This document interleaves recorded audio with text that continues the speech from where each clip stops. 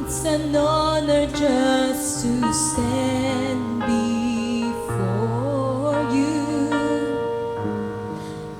With a grateful heart, I lift my hands to you, proclaiming, Lord, you reign.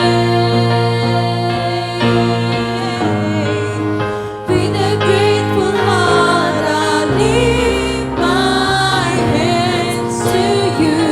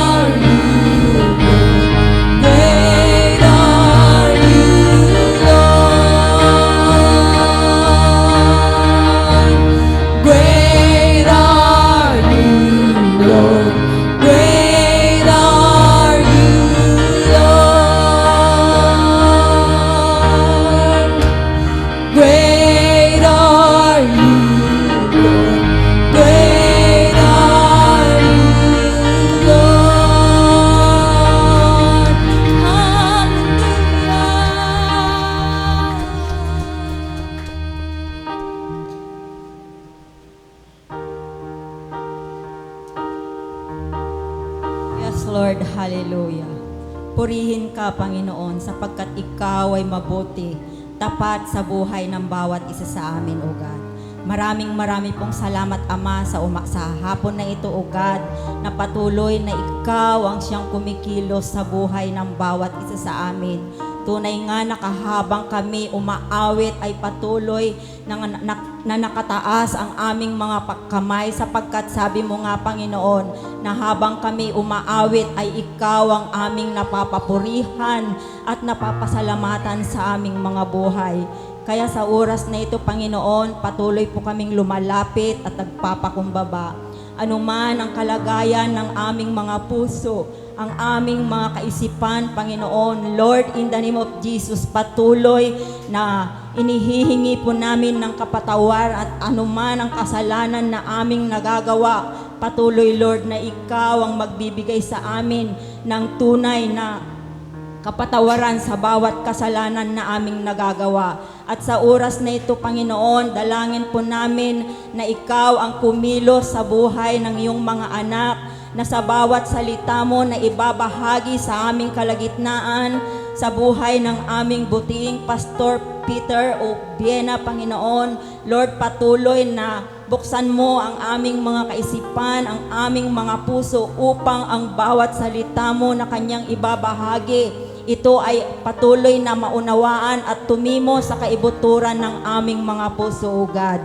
Marami pong salamat, Panginoon, sa oras na ito. Pagpalain mo ang iyong mga anak na tanggapin ang iyong mga salita. At sa oras na ito, Panginoon, patuloy na winawasak namin ang anumang uri ng hadlang upang hindi namin maunawaan at maintindihan ang mga salita mo, Panginoon. Ang espiritu ng antok, winawasak namin sa pangalan ni Jesus, sa pangalan ni Jesus. At ang hindi pakikinig, Panginoon, ay winawasak namin sa pangalan ni Jesus. At sa oras na ito, Panginoon, ihanda mo ang aming mga puso upang ang bawat salita ay aming maunawaan at maintindihan, O God.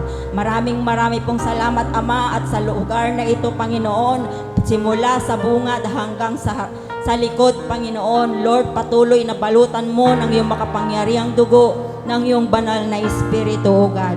Maraming pong salamat, Ama. Sa iyo po naming ibinabalik ang pinakamataas na papuri. In Jesus' name, Amen.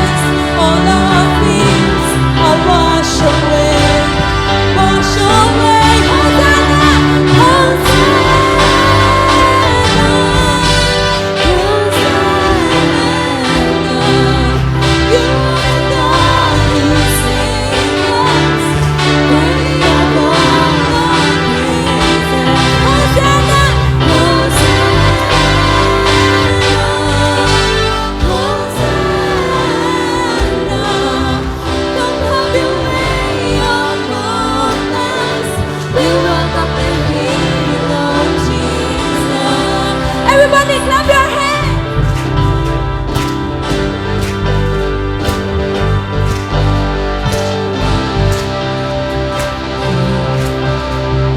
Hear the sounds of hearts returning to you.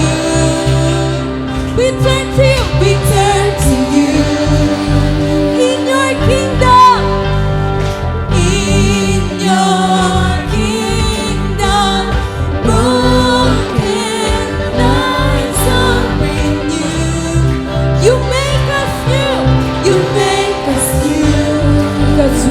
we see you, 'cause when we see you, we find strength to face the day. In your presence, all our fears are washed away, wash away. Come on, church. Hosanna, Hosanna.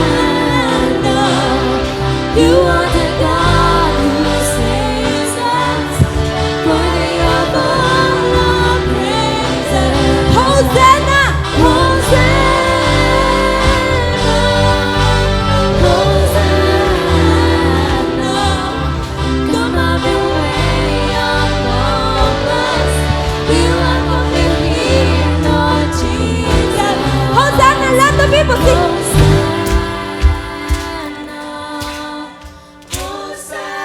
Hosanna, you are the God who saves us, worthy of all our praises. Everybody sing! Hosanna,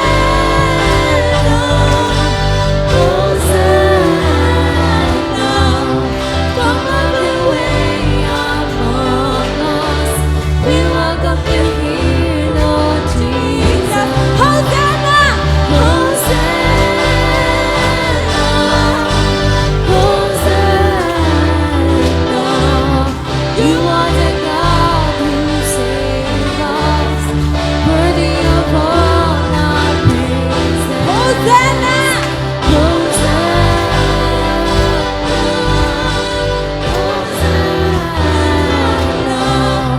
Come have your way among us.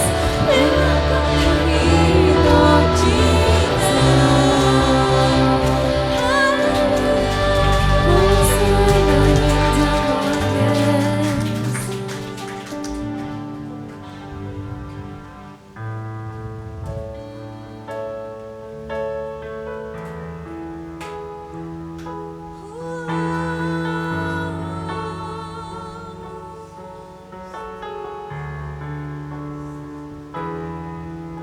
You are enthroned above the heaven, the earth and all creation bow before you. You are crowned with strength and glory. The angels crying holy, all surround you. Forever you will stand. Your kingdom has no end.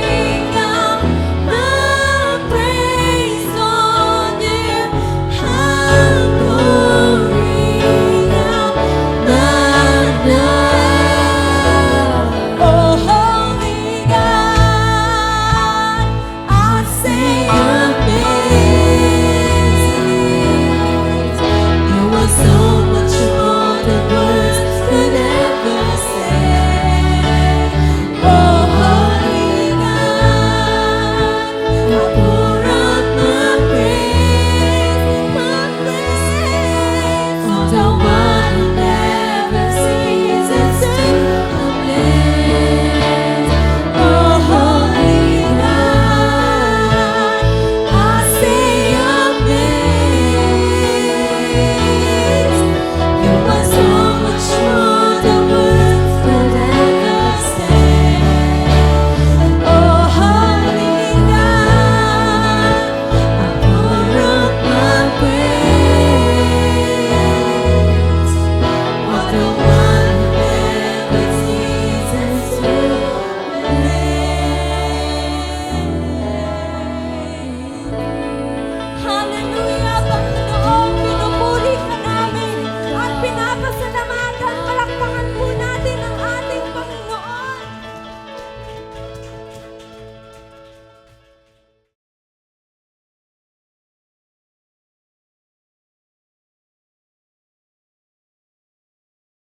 So kapag tinignan po natin, ang ibig sabihin po sa Greek word ng disciple is matetes. Yan. Pag tinagalog mo, matetes. Ibig sabihin, nates. Yan. Pero the word disciple is learner. Yan. Continuous learning. At ito po ay talagang tayo po ay tinuturuan ng ating Panginoon. Amen po ba? So ngayon po, I would like to share with you yung why is obedience to God important? Bakit mahalaga na yung pagsunod ay talagang pagsunod sa Diyos ay napakahalaga. Katulad nga po ng ating napag-aralan last time is the objective of discipleship is obedience. Tandaan po natin, we cannot become disciple kung hindi po tayo marunong sumunod sa Kanya. Amen po ba?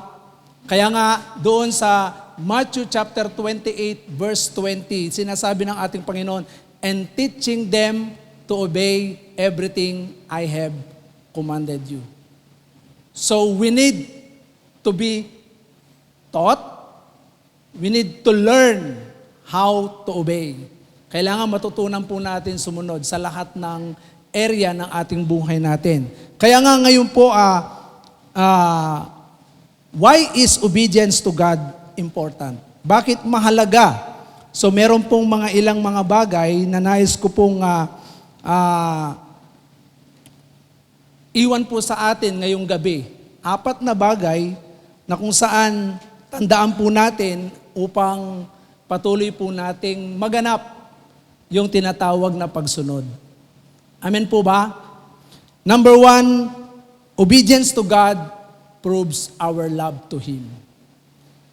So kapag tayo po ay meron pong tinatawag na pagsunod, okay? It proves our love. So pag tayo po'y masunurin sa Diyos, pinapatunayan na talagang mahal natin ang Diyos. Tanungin mo yung katabi mo, mahal mo ba ang Diyos? Yan. Sabihin mo sa katabi mo, totoo. Yan. Totoo bang mahal mo ang Diyos?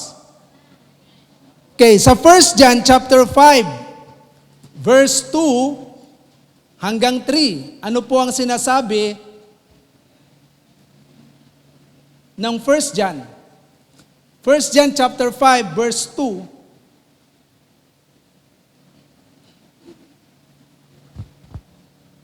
Hanggang 3. Ito ang palatandaang iniibig natin ang mga anak ng Diyos kung iniibig natin ang Diyos at tinutupad ang kanyang mga utos.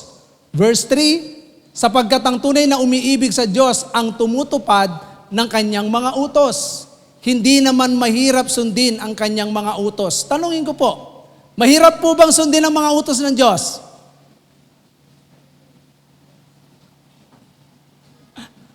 Sabi po ng Bible, bakit sinasabi ni Apostol Juan? Sabi niya, hindi naman mahirap sundin ang kanyang mga utos. Pero bakit kaya ang hirap natin sundin? Why? Kasi, balikan natin yung verse 2. Ang sabi po rito, Sa verse 2, ito ang palatandaang iniibig natin ang mga anak ng Diyos. Kung iniibig natin ang Diyos at tinutupad ang kanyang mga utos. Mga kapatid, the foundation of discipleship is, ano po? Love one another. So ibig sabihin, kapag tayo po ay umiibig sa ating kapwa, napatutunayan na mahal natin ang Diyos. At kapag sinunod natin yung utos ng Diyos, sabi po ng John 13, verse 34 to 35, ito ang utos ng Panginoon. Ayan po, maliwanag po na nakalagay dyan, na kung talagang iniibig natin ang Diyos, susundin natin itong bagong utos na isinaad ng Panginoon sa kanyang mga alagad bago siya umakyat. Sabi niya, isang bagong utos, kung kayo'y mag-iibigan, 34 muna. Isang bagong utos ang ibinibigay ko sa inyo ngayon, mag-ibigan kayo kung paano ko kayong inibig, gayon din naman, mag-ibigan kayo. Kung kayo'y mag-iibigan, makikilala ng lahat na kayo'y mga alagad ko. Ito ang utos ng Panginoon. Kaya nga, mahalaga po mga kapatid, let us continue to love one another.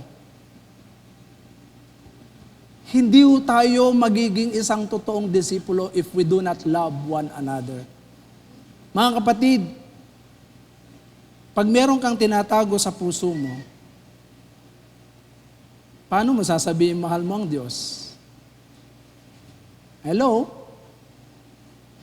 Kaya nga sa 1 John, verse 5, chapter 5, verse 2, ang palatandaan na talagang pinapakita natin that we truly love God, napatutunayan po ito kapag tayo po ay umiibig sa kapwa at sinusunod natin ang kanyang utos.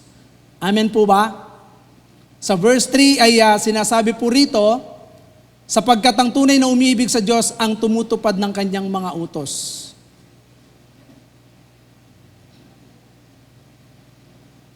Babalikan na naman natin yung Matthew 28, verse 20.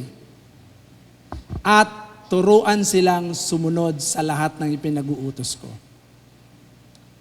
Sa lahat ng mga utos na ibinigay ng ating Panginoon, sabi ko nga po sa inyo, hindi mo mahirap sundin ang salita ng Panginoon kapag gagawin po natin. Amen po ba? Kapag hindi mo siya ginawa, mahirap gawin. Taas po natin yung kamay natin. Taas po natin yung kanang kamay. Kanang kamay. Sige taas natin. Nangangako ako. Taas natin. Sundin nyo. Nangangako ako. Naiibigin ko ang aking kapwa katulad ng pag-ibig ko sa aking sarili. Mahal mo yung sarili. Ibig sabihin, pag mahal mo ang sarili mo, hindi mo sasaktan yan, hindi mo paiiyakin yan. O, di ba?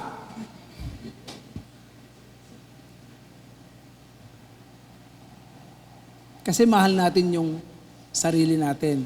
At kung mahal mo sarili mo, ganun din ang pagmamahal na nais ng ating Panginoon. Kaya, pagka tinignan po natin ang Biblia, yung mga nagsasabing mahal nila ang Diyos pero hindi mahal yung kapwa, sinungaling po, sabi po ng Biblia. Amen po ba? Kaya kapag tayo po ang nagsabing mahal natin ang Diyos, mahalin po natin yung kapwa natin. Amen po ba? Wala akong reservation yan. At hindi ka rin mamimili kung sino yung mamahalin mo. Lahat. Amen po ba? May ngipin o wala, matanda, bata, di ba? Mamahalin mo yan. Mayaman o mahirap, mamahalin mo yan. May pinag-aralan o wala, mamahalin mo yan. Kasi ang Diyos, lahat po tayo minahal ng Diyos. Amen to that? Minahal po tayo ng Diyos. Kaya, when we obey God, pag sinunod po natin ang mga utos ng ating Panginoon, tandaan po natin na wag po nating pipiliin lang. Kasi marami po, pinipili lang kung ano yung susundin. Pipiliin lang kung ano yung magpapabor sa Kanya. Hindi po ganun ang pagsunod sa salita ng Panginoon. Katulad po ng paglilingkod sa Panginoon. Pagka mahirap ng maglingkod, hindi ka na susunod. Pero pagka madali, okay, susunod ka. Paano kaya kapag ka yung time na nasa difficult situation ka? Susunod ka pa kaya? O paano kaya kapag wala kang pera? O kaya nga ako, ang motto ko, meron o wala, maglilingkod sa Panginoon. Amen po ba? O, kaya kapag ka wala kang pamasahe, pumunta sa church, maglakad ka. O, kasi naranasan ko maglakad eh. Kaya ako sasabihin ko sa atin ng tapatan, kung wala kang pamasahe, maglakad ka. Binigyan nga tayo ng paan ng Diyos eh. Di ba? Oo. Tahasan ko po sasabihin sa inyo kung gusto mo talagang maglingkod sa Panginoon. Kahit wala kang pera, wala kang pamasahe, pumunta ka sa church at sambahin mo siya, parangalan mo siya. Amen po ba?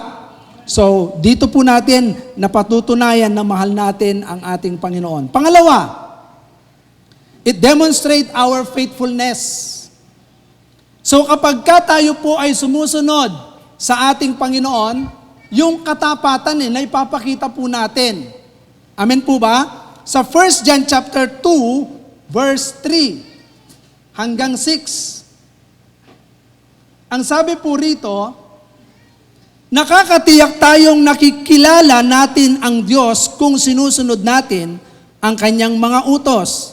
Ang nagsasabing nakikilala ko siya, ngunit hindi naman sumusunod sa Kanyang mga utos, ay sinungaling at wala sa Kanya ang katotohanan. Ngunit ang tumutupad sa salita ng Diyos ay umiibig ng wagas sa Diyos. Sa ganito, nalalaman natin na tayo'y talagang nasa Kanya. Sino mang nagsasabing nananatili siya sa Diyos ay dapat mamuhay tulad ng pamumuhay ni Kristo. O, tignan ninyo. Mga kapatid, yung katapatan po natin. Tapat po ba tayo sa ating mga sarili?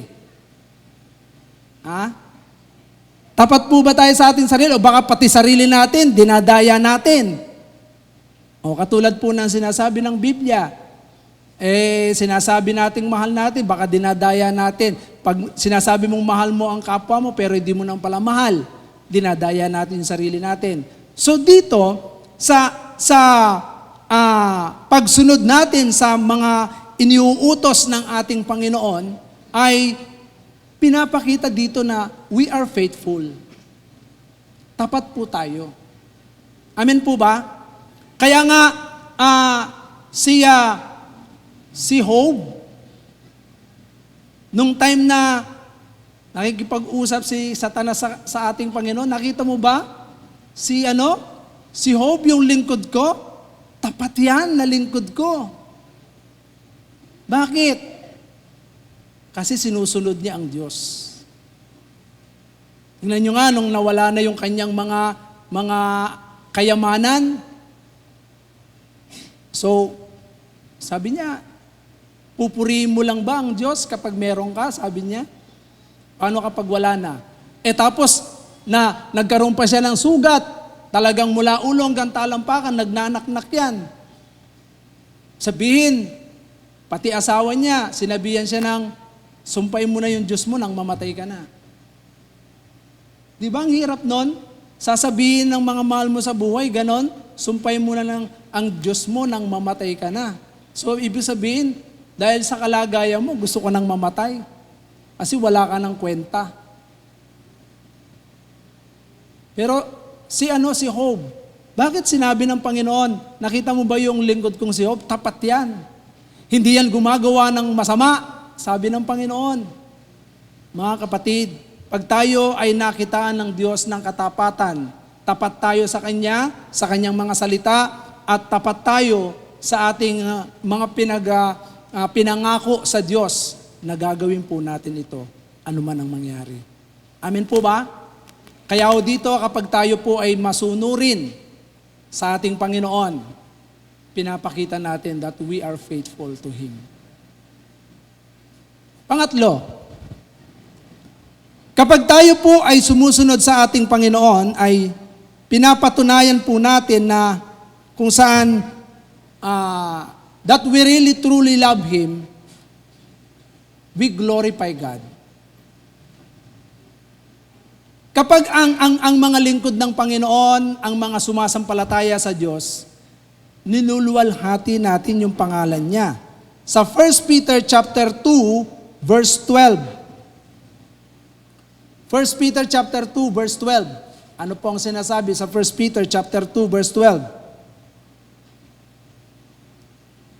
Mamuhay kayo ng maayos sa gitna ng mga hentil, upang kahit na pinaparatangan nila kayo ng masama, kapag nakita nila ang inyong mabubuting gawa, ay magpupuri sila sa Diyos sa araw ng kanyang paghukom. So tingnan po ninyo, pag nakikita yung mga ginagawa po natin dahil sa pagsunod natin sa Diyos, mga kapatid, yung iba, nakikita nila yan at nag-glorify ang pangalan ng Diyos sa ating mga buhay. Kaya nga po ang utos sa atin sa Ephesians chapter 2 verse 10 na dahil tayo ay special na nilikha ng Panginoon noon pa man. Ito po ang utos sa atin. Sapagkat tayo nilalang ng Diyos, nilikha sa pamamagitan ni Kristo, Jesus, upang iukol natin ang ating buhay sa paggawa ng mabuti. Iyan ang layuning pinili ng Diyos para sa atin noong una pa man. Kaya huwag tayong gagawa ng masama. Mabuti ang ating gagawin. So, alam po ba natin ang pagkakaiba ng masama tsaka sa mabuti? So, alam natin yan. Kaya ako naniniwala ako na kapag ka alam mong masama yan, huwag mo nang gawin. At pag alam mong mabuti yan, ituloy mo. Dahil yan ay mabuti. Amen po ba? Kaya dito po, kapag ka ginagawa natin kung ano ang mabuti, yan, mabuti po bang manalangin? Ha? Mabuti po bang manalangin? Baka ayaw niyong manalangin. Tandaan po ninyo, ang manalangin, mahalaga. Mabuti po bang dumalo sa mga pagtitipon katulad nito? Na? Sabi po ng Hebrew 10, verse 25, huwag nating kaliligtaan ang mga ganitong pagtitipon. Sabi po ng Hebrew 10:25. Bakit? Sapagkat malapit nang bumalik si Kristo. Kapag nililiban natin yung ating pagdalo sa mga gawain, sa mga fellowship, okay? So, sabi rito, huwag natin kaligtaan ang pagdalo sa ating mga pagtitipon, gaya ng ginagawa ng ilan. Sa halip, palakasin natin ang loob ng isa't isa, lalo na ngayong nakikita nating malapit na ang araw ng Panginoon. So, malapit na pong dumating ang Panginoon. Malapit na. Kasi marami na pong mga signs. Pastor, ang tagal na niyan noong maliit pa ako sinasabing Jesus is coming soon. Pero tingnan ninyo, kapag masipag tayong dumalo sa pagtitipon, lumalakas po tayo eh. Amen po ba? Pero pagkatamad tayong umaten sa mga pagtitipon, nakakapanghina po yun. Kaya mahalaga na dapat tayo po ay dumalo sa mga pagtitipon. Bakit? Sapagkat kung tayo ay dumadalo ng mga pagtitipon katulad nito, nagkakaroon po tayo ng, di ba nung nakaraan na-share ko sa atin yung nakikita natin yung mga bagay na hindi natin nakikita. Kasi ini-encourage tayo ng iba. Amen po ba? Doon sa foundation of discipleship. Tinutulungan tayo na makita natin yung mga bagay na hindi natin nakikita. Kaya kapag dumadalo po tayo sa gawain ng Panginoon, pagka nag-testimony yung kapatiran, nakikita mo yung mga bagay na hindi mo nakikita sa'yo. Amen po ba? Kaya po mahalaga na dapat sundin po natin yung sinasabi ng Scripture. Yung mga utos na nagmumula sa banal na kasulatan ng ating Panginoon. Kaya very clear na tayo po ay dapat dumadalo. Dapat po bang unahin natin ang Diyos sa lahat ng pagkakataon? Di ba? Put God first, sabi nga eh. O, pag may problema ka, sinong inuuna mong pinupuntahan? Pag meron kang pangangailangan, sino ang unang-unang pinupuntahan mo? Ha? Si Bombay. O, yung mauutangan mo. O, pagka meron kang sakit, sinong unang-unang pinupuntahan mo? Ospital. Albularyo. Baka may nagpapa-albularyo pa sa inyo, ha? Matakot kayo sa Diyos. Di ba? Hindi naman masama ang magpa-check up. Pero bago kayo magpa-check up, lumapit muna kayo sa Diyos. Amen po ba? Ito po pakiusap ko sa atin. Bago kayo pumunta sa ospital, unahin niyo munang lumapit sa Diyos. Bakit? Sapagkat ang Diyos alam niya ang lahat eh. Ito ako lagi kong pinangahawakan sa akin. Katulad, sample ko lang po sa inyo. Si Mrs., itong mga anak ko, pag may mga sakit yan, I always pray for them bago yan. Pero magkaiba kami ng ni Mrs. eh. Si Mrs. talagang, pa-check up na yan kaagad. Ganun kaagad yung niya eh, yung mindset niya. Pero ako, I see to it na magsisik muna ako ng sa Panginoon. Mga kapatid, ito po yung ng Biblia. Put God first in everything. Pangangailangan, sakit at karamdaman, meron kang parang nangihina ka. Mga kapatid, sometimes, alam niyo po ba, pag nangihina tayo sa spiritual, minsan saan tayo pumupunta? Pumupunta ka sa mga kapatiran. Mga kapatid, hindi kapatiran ang susi para lumakas ka. Lumapit tayo kay Christ. Huwag kang lalapit kung kani-kanino. Mamaya, inuna mo yung tao kaysa sa Diyos. Yung palang inuna mo, may problema din.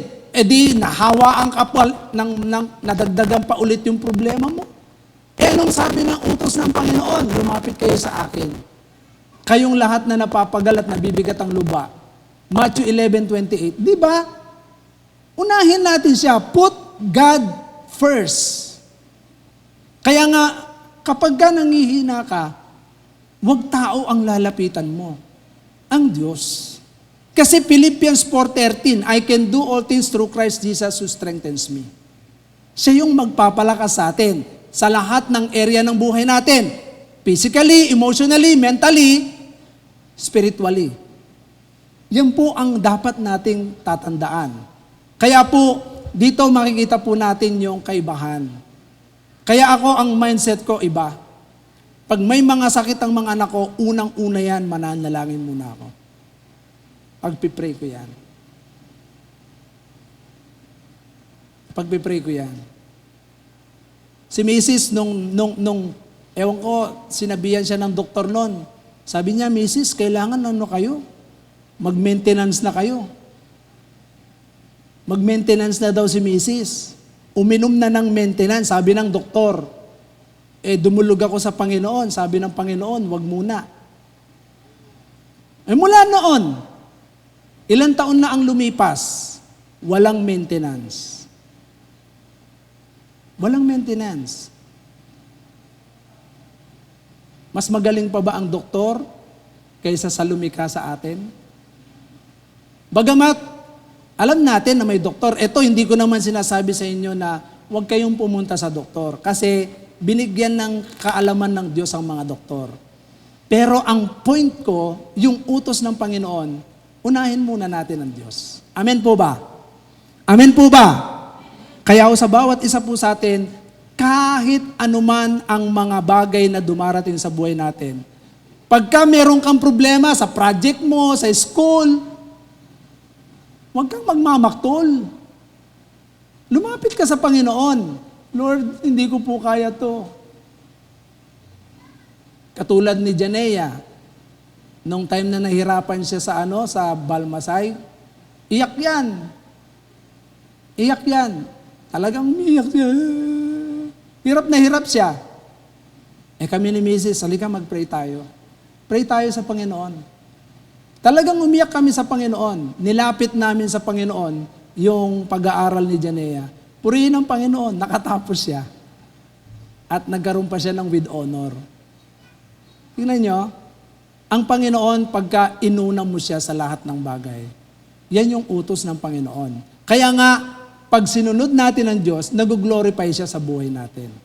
Amen po ba? 1 Corinthians 10:31. Whatever we do, whether we eat or drink, do it for the glory of God. Kahit ano po ang gawin natin.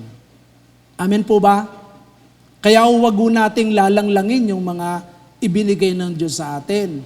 Mga kapatid, tandaan po natin ito Ano man yung ibinigay ng Diyos na talento natin, huwag mong mamaliitin yung ibinigay ng Diyos sa atin. Kasi yun yung ibinigay niya. Kahit na yung mukha mo, minsan parang alanganin ka sa mukha mo Kasalanan yun pag nag-aalangan ka sa mukha mo. Biro mo, we are fearfully and wonderfully made by God. Tingnan niyo yung katabi niyo. Kung anong itsura ng mukha niya. Di ba? Fearfully, nakakatakot.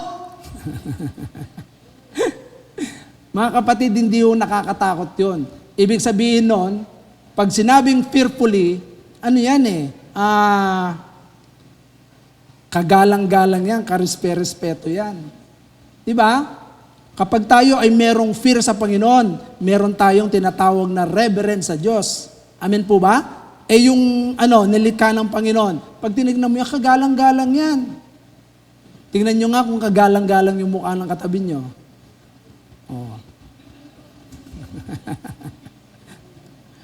So, mga kapatid, tandaan po ninyo, kapag tayo ay marunong sumunod sa Panginoon, we glorify Him. Amen? Pang-apat at panghuli. Kapag tayo ay sumusunod sa Panginoon, we open the avenue of blessing.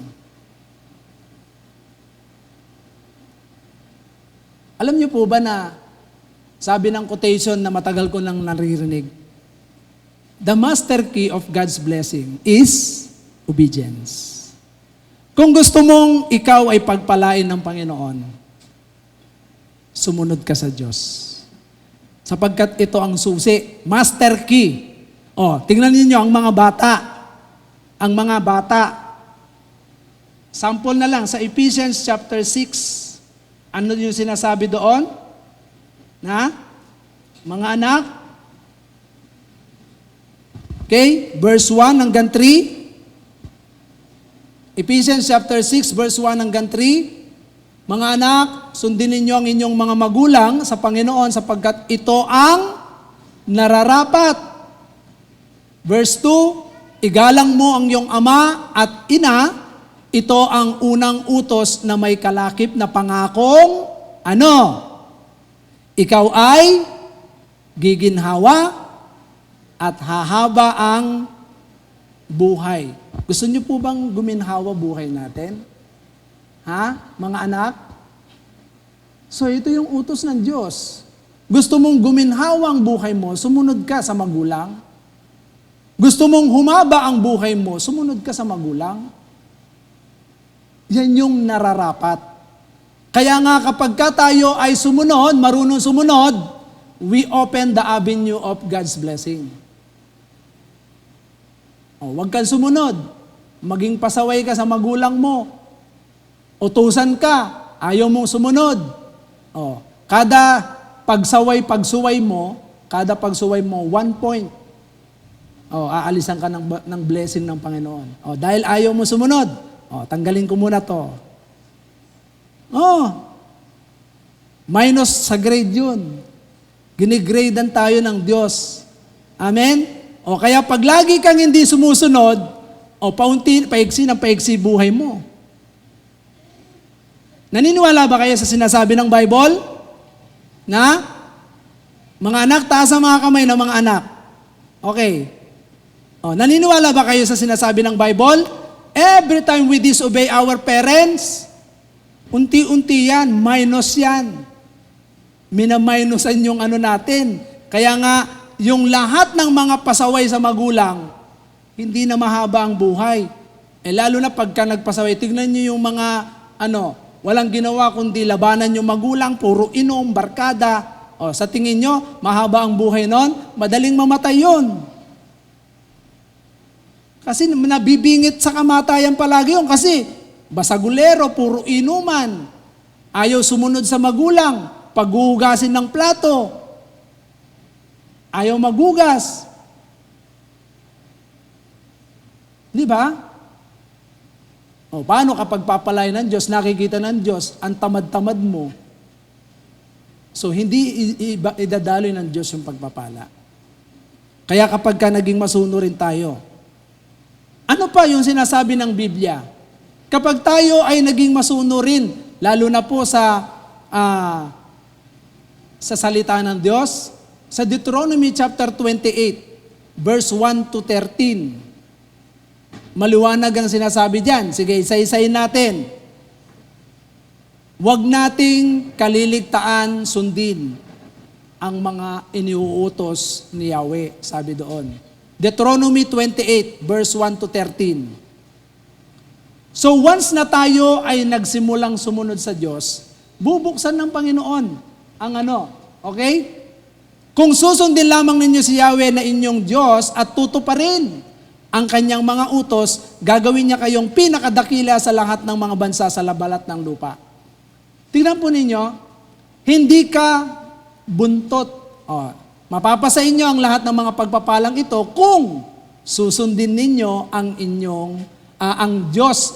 Susundin ninyo ang Diyos ninyong si Yahweh. So, sabi niya, mapapasa inyo ang mga pagpapalang ito. Tingnan niyo kung ano yung mga pagpapala dyan. Pagpapalain niya kayo sa inyong mga bayan at sa inyong mga bukid. So kung saan ka nakatira at kung ano ang hanap buhay mo, ibibless tayo ng Panginoon. Amen po ba? Pagpapalain niya kayo ng maraming anak, masaganang ani sa inyong lupain at maraming alagang hayop. Alam niyo po ba ang anak kayamanan? Kayamanan yan. Kaya kung marami kang anak, hindi lamang po yung anak mo biological. Marami ka rin magiging anak na spiritual. Amen po ba? Kahit hindi mo yan anak biological, pero marami kang magiging anak spiritual. Pagpapalain ng Diyos yung ating mga buhay. Amen po ba? Pagpapalain niya ang imbakan ng inyong inaning butil at mga pagkaing nagmumula roon. Tandaan po natin, hindi mo mauubusan ng pagkain yung kaban natin. Yung palabigasan, laging puno. Pagpapalain niya kayo sa lahat ng inyong gagawin. So yung lahat ng gagawin ng kamay natin, ibibless ng Diyos yan. Ang mga kaaway na magtatangkang lumaban sa inyo ay matatalo ninyo sa tulong ni Yahweh, sasalakayin nila kayo, ngunit magkakanya-kanya sila sa pagtakas. Tingnan nyo, even yung mga kaaway, hindi sila magtatagumpay. Sabi niya, if God is with us, who can be against us? Kapag alam mong sinusunod mo ang Diyos, pero pagka sinusuway mo ang Diyos, hindi ka marunong sumunod, huwag kang umasa, asa ka pa. Huwag kang aasa na ikaw ay pagtatanggol ng Diyos. Mapapahiya ka kapag hindi ka marunong sumunod sa Diyos. Amen po ba? Pagpapalain niya ang inyong mga kamalig at lahat ng inyong gawain, pagpapalain niya kayo sa lupaing ibibigay niya sa inyo. Tulad ng pangako ni Yahweh, kayo'y gagawin niyang isang bansang matatag at nakalaan sa Kanya kung susundin ninyo siya at tutuparin ang Kanyang mga tuntunin. Tingnan po ninyo ito. Tayo po ay treasure possession ng Lord. Amen po ba? Kung susunod tayo sa Kanya. Pero kapag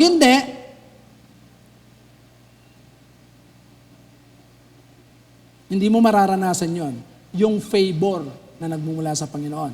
Sa gayon, makikita ng lahat ng bansa na kayo'y Kanyang bayan at matatakot sila sa inyo. Tandaan po ninyo, kapag tayo ay sumusunod sa Panginoon, makikita ng maraming tao yan. At meron po silang respeto.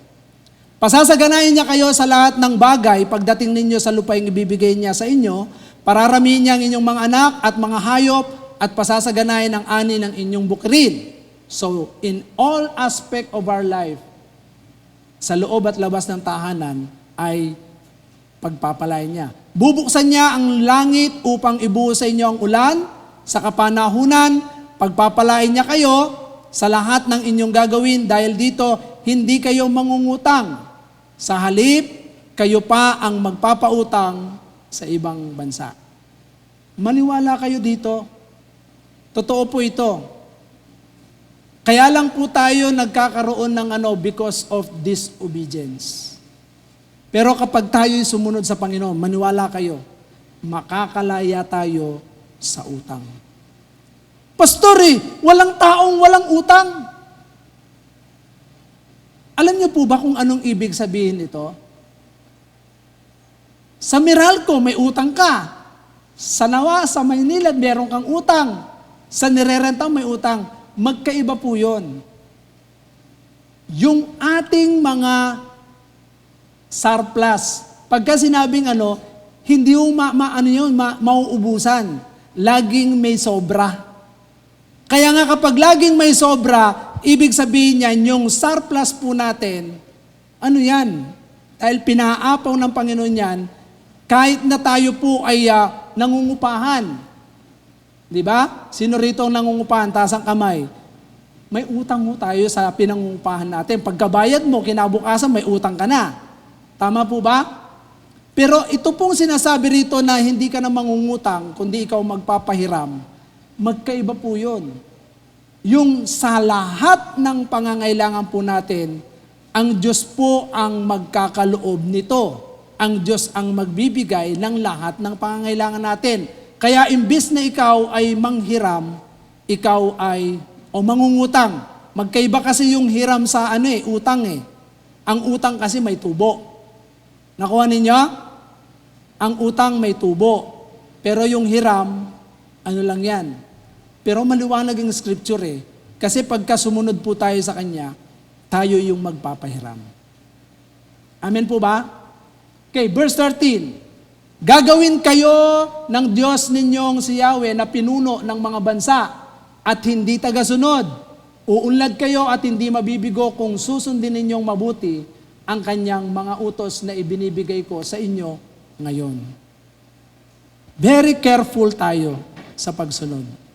Kasi habang tayo po ay sumusunod, habang nabubuhay po tayo, maniwala po kayo meron pong epekto yan. Amen po ba? Tingnan ninyo, hindi ka magiging buntot. Tagapanguna ka. Nakita niyo po ba yung sarili natin? Buntot po ba tayo? Hindi ba nangunguna tayo sa mga nililid natin yung mga tao para sa Panginoon. Tandaan po ninyo, hindi ka least among the least, kundi iba ang ng Panginoon sa atin. Kaya sa buhay natin, when we obey God, we open the avenue of God's blessing. Kaya ako naniniwala ko, pag naging masunurin po tayo, bubuksan ng Panginoon ang mga durungawan ng langit. So, tingnan po ninyo, last time I have shared the Word of God, yung how we honor God. Honoring God. Last 2 Sundays yata yun. Honoring God. Sa Malakay. So yung whole chapter ng Malakay, ng 1 to 4 chapter, 4 lang naman yun eh. Isa sa mga dahilan kung bakit ang mga Israel ay talagang sila ay pinarusahan ng Diyos. Nagpadala ang Panginoon ng mga balang para sirain yung kanilang mga bukirin. Pero sabi ng Panginoon, subukan ninyong gawin. Ibigay ninyo ang inyong mga, Subukan ninyong gawin. Kundi ko bubuksan ang mga durungawan ng mga langit at ibuhos sa inyo. Malakay chapter 3, verse 10. Alam niyo po ba na ang mga Israel, ang kasalanan, isa sa mga kasalanan nila, they disobey God. They disobey God doon sa dun sa pagbibigay ng mga ikapo, ninanakawan nila ang Diyos. Kaya sa bawat isa po sa atin, when God bless us, anuman yung tinanggap natin, huwag mong hayaan na hindi ka magbigay ng ikapo. Amen po ba? Tumanggap ka ng 10,000, alisin mo kaagad yung 1,000. Hello? Minsan, baka mamaya, tumanggap ka ng 100, inubos mo lahat sa milk tea. Maging faithful tayo dito. Kasi dito, sabi ng Bible, isa sa mga susi rin, pag sinunod po natin yung pagbibigay. Tandaan po ninyo sa pagbibigay, alam ninyo, hindi madamot ang Diyos. Pag nakita niya ang bawat isa sa atin ay marunong magbigay. Sa pagbibigay, dito po, ito yung sukatan measurement. Sa lumang tipan yan. Yan yung utos ng Diyos sa Israel. Pagdating sa bagong tipan, more than tithes ang ibinibigay doon. At the same time, hindi yan napipilitan. Yung tuturuan ka pa na, ibigay po natin yung 10 bahagi, magbigay po tayo sa Panginoon. Tandaan po ninyo, ang totoong sumusunod sa Panginoon, masayang nagbibigay yan. Pag nakikita niyang may pangangailangan, nagbibigay yan ng kusa. Amen po ba? Hello? Hello? Naintindihan po natin? Tanungin ko po kayo, kailan nyo po nilibre si pastor ng ice ng milk tea? Kailan nyo nilibre ng milk tea? Sabi ng Biblia. Ano sabi ng Bible? Sabi niya, parangalan ninyo ng double honor yung mga tagapagturo ninyo. Di ba? Double honor Honorarium, tsaka irespeto natin. Minsan hindi mo na nga binibigyan, wala ka pang respeto. Kaya kahit anong double honor, wala. Hindi mo na nirespeto, wala ka pang binibigay na pagpapala dahil tinuturuan ka. Sabi po ng Bible yan. Alam niyo, sabi ng mga pastor, ang hirap ituro na yung bigyan niyo yung mga pastor. Mga kapatid, hindi po ako mahihiyang sabihin sa inyo to. Bakit? Nakasulat sa Bible. Sinasabi ng Bible yan. Ituro yung utos ng Biblia. Kapag bawat isa po sa atin, hindi kayo marunong magbigay ng double honor, yung nire-respeto niyo yung pastor, tapos, kumbaga, wala na nga kayong binibigay, wala pa kayong respeto, respetuhin natin. Double honor. Tingnan niyo, pagpapalain kayo ng Panginoon. Hindi ko sinasabi dahil ako ang pastor ninyo. Sinasabi ko dahil nakasulat. Tingnan po ninyo, anong verse na yun sa Timothy?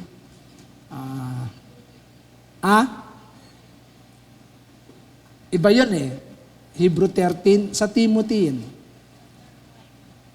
Chapter 5, 2 Timothy.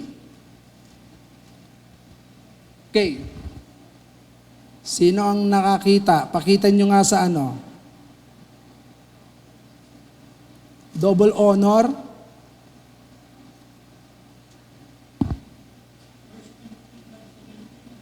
(5:17). Sige. Tingnan natin, 1 Timothy.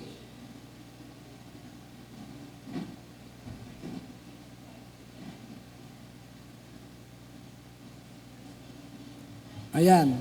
5:17. Ang mga pinunong mahusay mamahalay karapat dapat tumanggap ng paggalang at kabayaran, lalo na ang mga masigasig sa pangaral at pagtuturo ng salita. Double honor. Sa English, pakita mo yung double honor. Meron pang isa.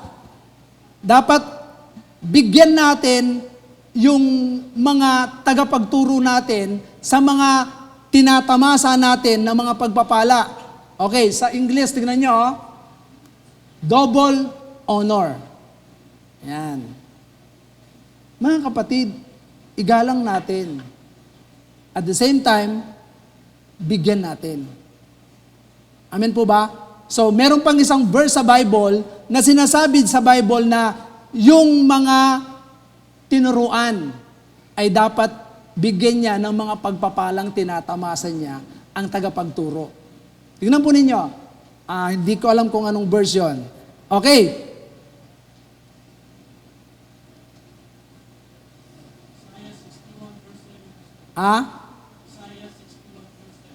Isaiah 61 verse 7. Tingnan natin, Isaiah 61 verse 7.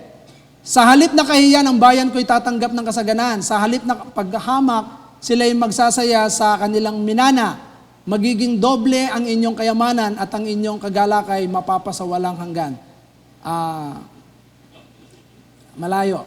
Dun sa hanapin niyo yung sinasabi doon at bigyan niyo yung mga tagapagturo na sa mga tinatamasa ninyo. Okay? Yung mga pagpapalang tinatamasa natin, tandaan po ninyo, tinuturuan tayong mamuhay ng karapat-dapat.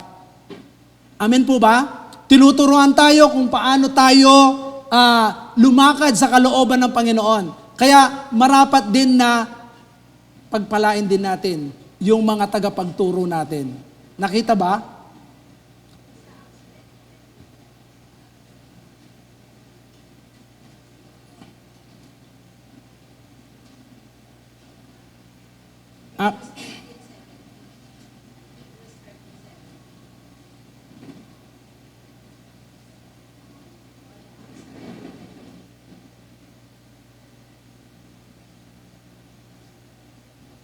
So, Hebrews 13:17.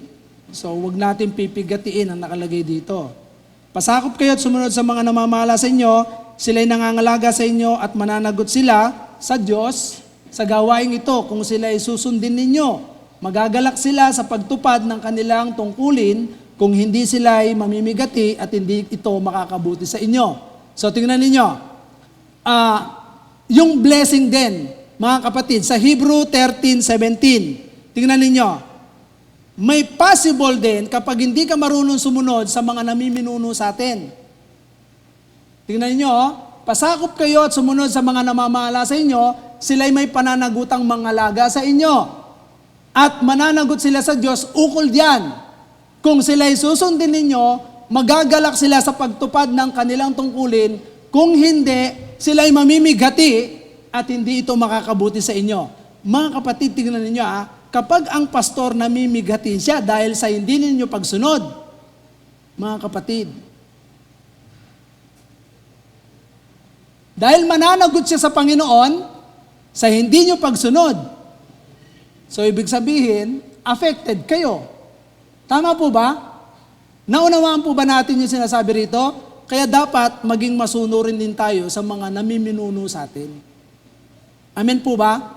Kaya I do believe na kapag tayo marunong sumunod, it opens the gates of the avenue of blessing. God's blessing. Amen po ba? Kaya dito makikita natin yung kaibahan. Yung verse pa na yung 1 Corinthians 9 verse 11. 1 Corinthians 9:11, nagasik kami sa inyo ng pagpapalang espiritual. Malaking bagay ba naman kung umani kami ng mga material na pakinabang mula sa inyo? Okay, sige pa.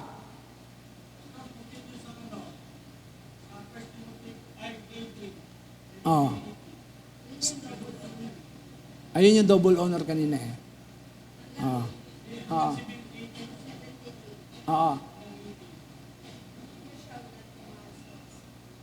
So, tingnan po ninyo, itong bakit itinuturo sa atin yung sumunod sa mga sa mga ganitong mga utos ng Bible? Tandaan po ninyo bigyan ko kayo ng example na ang mga generous na mga churches, Methodist. Ang Methodist, napaka-generous niyan. Talagang pagdating sa pagbibigay, very generous ang mga Methodista. At marami din akong mga nakitang mga generous na mga ibang mga churches, talagang they are generous to their pastor. Makita mo talaga yung buhay ng mga nagbibigay. Binibless. Binibless sila. Dati naituro ko ito at naging exercise dito sa Maine. Naging exercise sa Maine. At nakita ko rin naman kung ano yung blessing ng Lord before. Kapag ka nagbibilang ang mga laging may nakasobre na for pastor. Ayan, alam ng mga natin yan, mga taga-bilang, mayroong mga nilalagay doon. At nakita ko naman yung blessing ng taong nagbibigay na yon. Nakita ko. Kaya mga kapatid, sa buhay po natin, hindi ko sinasabi ito para i-manipulate kayo. Sinasabi ko sa inyo, kapag sinunod natin yung utos na nakasulat sa banal na kasulatan, tandaan po ninyo, kapag ginagawa po natin yung tayo po ay mga marunong magbigay, it glorifies God eh. Amen po ba? It glorifies God. Kapag tayo po ay marunong magbigay ng serbisyo, di ba? Yung mga service of acts, di ba? Yung action natin na kung saan nagbibigay tayo ng serbisyo sa mga kapatiran, alam po ninyo na it opened the gates of the avenue of God's blessing. Pag tayo po'y mapagbigay. Kaya sa bawat isa po sa atin, buksan po natin yung mga kamay natin. Huwag tayong maging ganon, tikom ang mga palad. Kasi kapag tayo ay tikom ang palad, huwag kang aasang may matatanggap ka. Kasi hindi natin sinusunod ang salita ng ating Panginoon. Okay? Kaya nga, maliwanag ang sinasabi ng Scripture, kapag tayo po ay patuloy na sumunod sa ating Panginoon, una, it proves our love to God. Pangalawa, it demonstrates our faithfulness to God.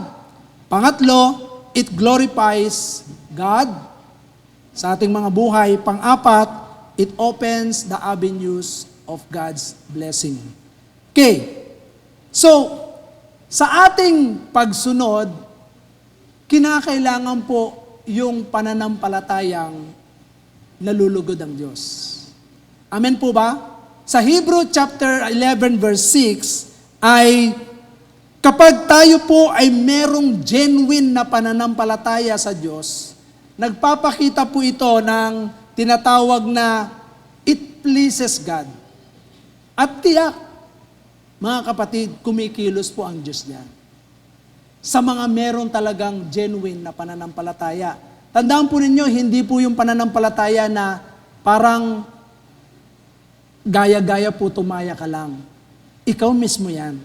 Sa puso natin, dapat nakikita itong pananampalatayang ito na marunong sumunod. Tandaan po ninyo, ang pananampalataya, may pagsunod yan.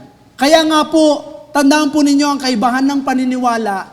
Si Satanas po, wala hong pananampalataya yan. Pero naniniwala siya na merong Diyos. Amen po ba? Nakita niyo yung kaibahan ng pananampalataya sa paniniwala? Ang paniniwala, naniniwala lang yan na may Diyos. Yung pananampalataya, naniniwala at sumusunod sa Diyos. Yan po yung kaibahan po ng pananampalataya sa paniniwala. Kaya si Satanas, wala akong pananampalataya yan. Bakit? Hindi siya marunong sumunod sa Diyos. Kaya sa bawat isa po sa atin, tingnan po ninyo, sa Hebrew 11 verse 6, anong sinasabi sa Hebrew 11 verse 6? Ang sabi ng Hebrew 11 verse 6, kung hindi tayo sumasampalataya sa Diyos, hindi natin siya mabibigyang kaluguran.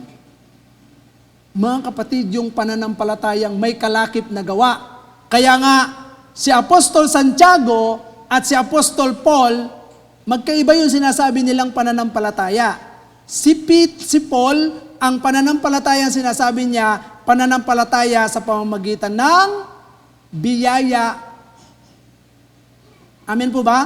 Biyaya sa pamamagitan ni Kristo Jesucristo. Yung pananampalatayang sinasabi ni Santiago, ito yung pananampalatayang may kalakip na gawa. Ibig sabihin, with action. Kaya ho sa atin, dapat yung pananampalataya po natin na naipapakita natin sa pamamagitan ng ginagawa natin. Amen po ba? Ito yun, no? Ang sino mang lumalapit sa Diyos ay dapat sumampalatayang may Diyos na nagbibigay ng gantimpala sa mga nananalig sa Kanya. Kung ikaw ay totoong may pananampalataya, sumunod ka. Sumunod ka. Mga kapatid, ngayon po ay mag-anniversary po tayo. Mamimigay po tayo ng bigas sa mga unbelievers. Target po natin 1,000. 1,000 na kaluluwa. So siguro mas makakamura tayo kung kukuha tayo ng 1,000 na bigas doon sa Star City. Yung 5 kilos ang bawat isa. So ang isang kilo dito, nagtanong kami sa palengke, 250. Pero siguro baka makuha ng 200 doon sa Star City. So 200 times Star City, doon sa Bulacan, sa wakas. Hindi Star City na Star City na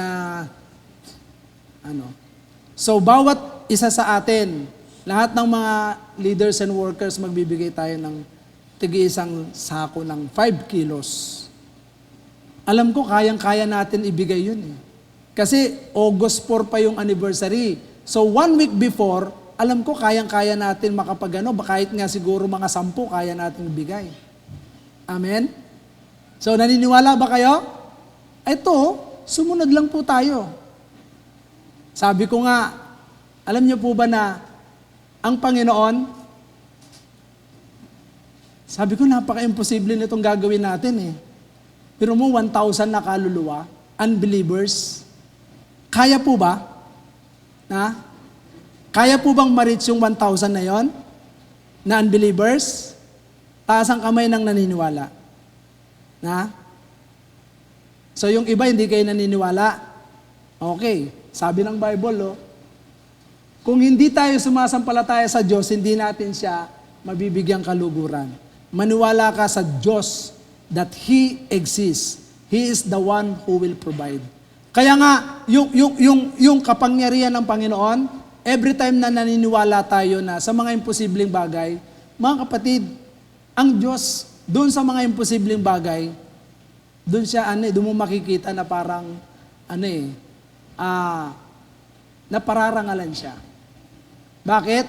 Alam niyo po ba na wala pa akong nakita sa Bible na yung madaling bagay ang nagagawa ng Diyos. Lahat ng imposible. Yung hindi kayang gawin ng tao.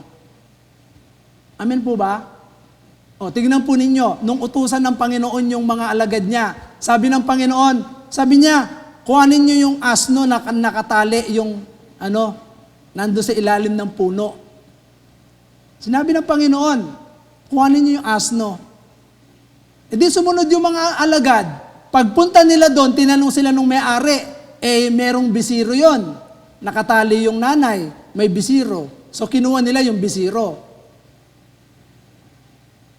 Sabi nilang gagawin nyo dyan, kailangan ng aming master, ng aming guro. So binigay yon. Walang walang kaabog-abog, binigay nung may-ari nung asno. Sa tingin nyo, hindi ibibigay ng Diyos yung 250 na yan? Ang liit nun. Ako, naniniwala ako, kayang-kayang doble ng Panginoon gawin 2.5. Diba? 2.5, di 10 piraso yun. Kayang-kaya ng Panginoon yun. Kaya maniwala po kayo, once na nakapagbigay tayo nito, alam nyo, sabi nga isang kaluluwa lang, libu-libong anghel sa langit. Ano yan? Nagdiriwang. Kaya sa bawat isa po sa atin, when we commit ourselves to God by faith, alam po ninyo na ang Diyos ay nalulugod. At siya rin na maggagantimpala sa atin kapag tayo po ay merong pananampalataya na talagang sumusunod sa ating Panginoon. At alam niyo po ba, sa pamamagitan ng pananampalataya natin ito, dito po natin na naipapakita na talagang sa ating pamumuhay, mga kapatid pakinggan niyo maigi sa ating pamumuhay, yung lifestyle po natin. Mga kapatid, kapag tayo po ay patuloy na merong totoo, genuine na pananampalataya sa Diyos, na ipapakita natin yung karakter ng Diyos, na talagang tayo ay isang matuwid na Kristiyano. Tayo ay meron tinatawag na Christ-like character. Kapag genuine yung pananampalataya. Pero kapag hindi genuine yan, peke yung pananampalataya. Anong kabaligtaran nun? Pagka peke yung ating pananampalataya, imbis na Christ-like character, malamang sa malamang, kabaligtaran. So hindi makikita sa atin yung karakter na katulad ng ating Panginoon. Kanina may kausap kami nung nandun ako sa bahay nila, Brother Philip, na 70 years old yung mama. Matanda na siya, pero pag nagsasalita siya, makikita mo yung mukha niya na talagang habang nagsasalita, wala kang makikitang yabang, wala kang makikitang talagang pinamumuhay niya yung salita ng Panginoon na pinaniwalaan niya. Makikita mo sa kanya yung talagang pananampalataya na sumusunod siya sa Diyos, na talagang binago siya ng Panginoon. Biro nyo, kinukwento nga kanina, may kausap siya na doktor, tapos mga nasa 40 years old, tapos siya 70 years old, kumbungangaan siya, tapos siya, simple lang siya. Gagalaitin na nga yung kapatiran natin na kung ako lang yung Nanggagalaitin na siya, kung ako lang, dapat kaya ginaganon si Tatang. Kung ako yun. Pero tingnan ninyo si Tatang. Sabi niya, hayaan mo siya. Kung ganun siya naman yung mag-aanin nun. Totoo yun. Aanihin niya yun. Wala siyang galang. Nakasulat sa Bible, di ba? Honor the elderly. So, sino po yung i-honor natin? Honor your parents, honor the elderly, honor those who rule, honor God. So, itong naipapakita natin yung paano natin parangalan ng Diyos. Kaya nga itong matandang to, 70 years old, nakita ko, cool lang siya. Kaya ang bata niyan tignan. Kaya gusto niyong bumata, smile lang kayo. Ngiti lang kayo palagi. Yan. Bawal lang nakasimangot, smile. Smile lang kayo. Di ba? Nakakabata yun. Kaya nakita ko yung matanda, 70 years old, ang bata niyang tingnan. Tapos talagang makikita mong maskulado pa siya. Dati pala siyang boksingero, kaya lang hindi siya nagtagumpay. Kasi maliit. Hindi pumasa sa height. Okay? So, sa 2 Corinthians 5:17, dahil nga tayo po ay merong binagong buhay mula sa Panginoon, ay dito talagang kakaiba po tayo. Na dahil nga po tayo ay binago na ng ating Panginoon, yung pagsunod, dati hindi po tayo masunurin. Pero dahil nga naranasan natin yung 2 Corinthians 5:17, yung dating pasaway, hindi na po tayo pasaway, kundi tayo po ay mga masunurin na sa ating Panginoon. Kaya sa bawat isa sa atin, hayaan natin na ipakita natin itong sinasabi ng Biblia na tayo po talaga ay nakaranas na ng pagsakop na ng Banal na Espiritu Santo sa atin. Sa 2 Corinthians chapter 3, verse 17, na yung Espiritong tinanggap natin mula sa ating Panginoon, pinalaya po tayo. Kaya nga dito, kung saan naroroon ang Espiritu, nandun ang kalayaan. So dati, pasaway tayo, ngayon hindi na. Kaya ako naniniwala ko, taas yung kamay ng mga may pananampalataya sa Diyos. Ayan. Yung iba, walang pananampalataya, hindi nagtataas ng kamay. Dito pa lang, yung magtaas ka lang ng kamay, hindi na kayo sumusunod. Talagang papakita na, alam nyo, pag sinabing magtaas kayo ng kamay, taas kayo ng kamay. Bakit? Nakikinig ka ba? Di ba? So kung tayo ay hindi nagko-cooperate,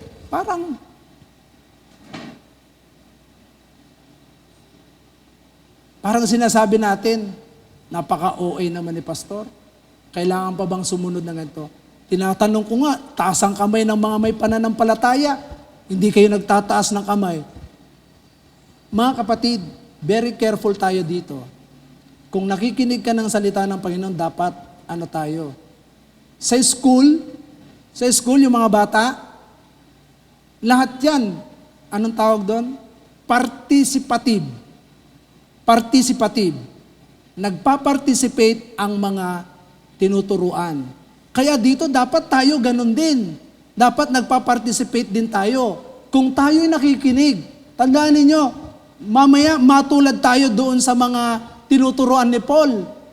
Si Tikikos ba yun? Si Tukiko? Eutikyo na nalaglag doon sa kasi nakatulog siya. Nalaglag doon sa namatay. Buti na lang nung unang panahon, ang mga apostol bumubuhay ng patay. Nung nalaglag sa second floor, binuhay uli ni Paul. Mga kapatid dito, habang tayo nakikinig, hayaan natin na pag nakikinig tayo, taas ang kamay ng mga naniniwala sa Panginoon. Tumaas ka. Yung iba nakaganon lang. Hindi ko alam kung nakikinig o tulog na. Meron natutulog na nakadilat ang mata, ha? Honestly speaking, nakaganyan siya pero tulog na yon. Merong mga ganon, kaya nilang matulog na dilat ang mata. Meron akong kaibigan na ganyan, nakadilat ang mata niya, yung pala tulog na pala, Nakadilat ang mata niya, pero tulog na yon. Kaya baka mamaya ganun po tayo na nakadilat kayo, yung pala tulog na pala kayo. Okay? So mga kapatid, eto po, kung saan naroon yung Espiritu ng Diyos, nandun yung kalayaan. Kaya sa bawat isa po sa atin, binago na tayo ng Panginoon, na kung saan tayo po ay merong pananampalataya, kaya nga dito, mahalaga na ipakita natin itong pagsunod na ito sa pamamagitan ng pananampalatayang ibinigay ng Diyos sa atin. Yung pananampalatayang may kalakip na pagsunod. Kaya nga sa bawat isa sa atin, kung talagang tayo ay talagang nagmamahal sa Diyos, sumusunod sa Diyos, kumikilala sa Diyos, hayaan po natin na sa pamamagitan ng ginagawa po natin, Matthew 5:16. Okay? Tingnan po ninyo. Sa lahat ng ginagawa po natin, gayon din naman dapat ninyong paliwanagin ang inyong ilaw sa harap ng mga tao upang makita nilang ang inyong mabubuting gawa at papurihan ang inyong Ama na nasa langit. Mga kapatid, sa bawat isa po sa atin, how we participate dito sa loob, ganun po tayo sa labas. Kung tayo, aktibo tayo dito sa loob, pagdating natin sa labas, active din tayo. Talagang yung gagawin po natin dun sa labas ay talagang napararangalan at napapapurihan natin ang Diyos. Amen po ba? Kaya ako naniniwala ako sa bawat anak ng Panginoon na talagang naliwanagan na tayo ng kanyang mga salita, naliwanagan na tayo ng kanyang Espiritu Santo na nagbigay sa atin ng kalayaan. Ibig sabihin yan, ibang-iba ang ating mga buhay. Kaya po, mga kapatid, nawa, hindi lamang po dito sa loob ng church, behave tayo. Nawa, pagdating natin sa labas, behave din tayo. Amen po ba? Hello? Behave po ba tayo pagdating sa labas? Tandaan ninyo, sabi ng isang manunulat na sa kanyang sulat, sabi niya, malalaman mo ang isang Kristiyano pag mag-isa ka na. Pag mag-isa ka na. Dito, medyo pagka nandiyan ka, pinu-pinu ka pa. Pag mag-isa ka na at wala ka ng kasamang Kristiyano. Paano ka mag-behave sa labas? Kaya sa bawat isa sa atin, hayaan niyo po na yung liwanag na natanggap natin mula kay Christ, Sabi po ng John 8:12, ang sinumang sumasampalataya sa akin at sumusunod sa akin. Tingnan ninyo, oh. Ako ang ilaw ng salibutan, ang sumusunod sa akin ay magkakaroon ng ilaw sa kanyang buhay at di nalalakad sa kadiliman. So yung sumusunod kay Christ, maliwanag ang buhay. Totoo yan. Nagliliwanag pati ang buhay. So yung mga taong nasa paligid na nadirimlan, so tayo yung nagiging avenue ng liwanag. Kaya mga kapatid, mahalaga na tayo po ay sumunod sa Panginoon. Ano yung apat na sinabi ko kanina? Number 1, it proves our loves to God. Pangalawa, it demonstrates our faithfulness. Pangatlo, to God, it glorifies God. Pang-apat, it opens the avenue of God's blessing. So mga kapatid, sumunod po tayo. Sa lahat ng ipinag-uutos ng ating Panginoon, wag po nating pipiliin lang. Kaya kapag tayo po ay naging masunurin, katulad sa akin, bilang pastor ninyo, pag nakikita kong nagiging masunurin kayo, masaya ako. Pero kapag hindi tayo nagiging masunurin, namimighati ako. Namimigati yung puso ko. Kaya nga, sa buhay po natin, kung mahal natin ang Panginoon, gawin po natin yung pinapagawa niya. Gawin natin ang sinasabi ng salita ng Panginoon. Amen po ba? Amen po ba? Amen po ba? Gusto niyo na po umuwi? Ayaw niyo po umuwi. Sige, tutuloy ko. Gusto niyo na po ba umuwi? Tingnan niyo, ayaw niyo magsalita. Gusto niyo na po ba umuwi?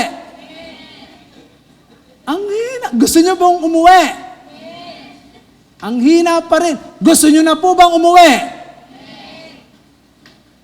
Mahina pa rin. Gusto niyo na po bang umuwi? Alam niyo kayo, mga plastic kayo, no? Ang hina ng hindi ko alam kung saan yung positive niyo tsaka negative. Kung gusto na ninyo umuwi o hindi. Mga kapatid, magpakatotoo tayo. Yes, gusto nating umuwi. Bakit? May batas po ako. Dapat 9 o'clock tapos na ang gawain natin. Amen po ba? Kasi 10 o'clock dapat tulog na. Oh. Kaya, gusto na ninyong umuwi. Oh, lakasan ninyo, palakpakan natin ang ating Panginoon. Kasi yung iba, ganyan ang ganyan sa oras, oh.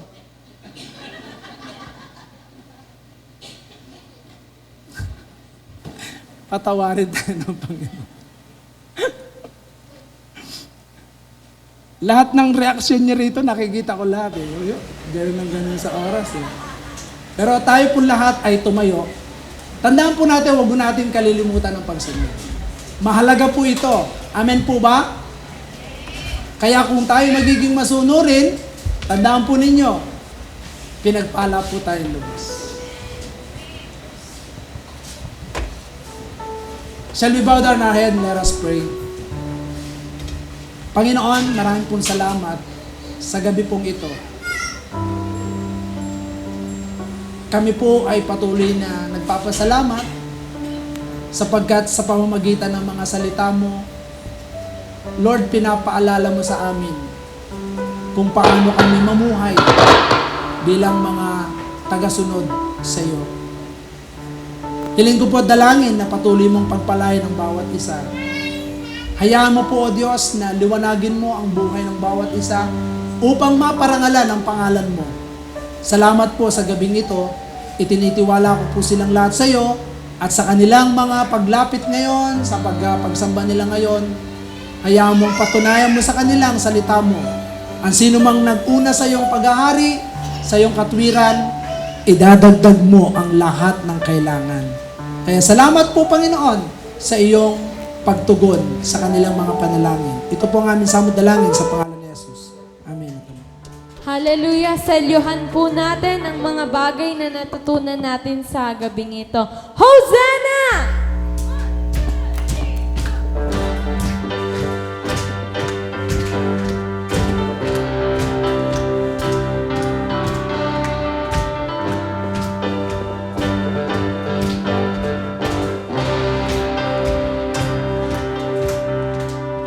Praise is rising, eyes are turning to you. We turn to you. Hope is stirring. Hope is stirring. Hearts are yearning for you. We long for you. 'Cause when we see you, 'cause when we see you, we find strength to face the day. In your presence, all our fears are washed away. Wash away. Hosanna, Hosanna, Hosanna. You are the God who save us, worthy of all our praises. Hosanna, Hosanna, Hosanna. Come have your way among us. We welcome you, King of Jesus. Hear the sound of hearts returning to you. Return to you in your kingdom. In your kingdom, broken lives are renewed.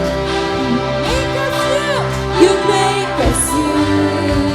'Cause when we see you, we find strength to face the day.